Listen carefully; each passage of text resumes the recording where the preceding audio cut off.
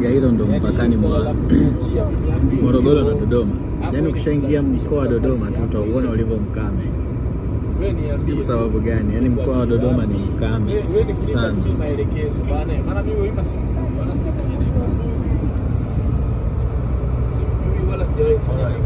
Kame. Mimi tu nakupa ushauri wa bure.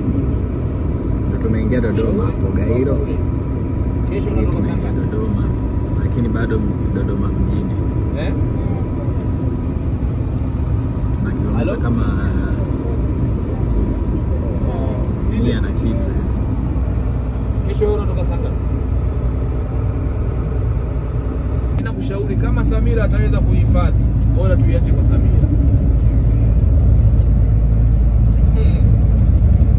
Pale tunapokulaga watu wanaingia sana kuja vipaiti vyao, mingi na kulaga ugali na nyama nini pale Mawedi pale kwenye kibanda umizi.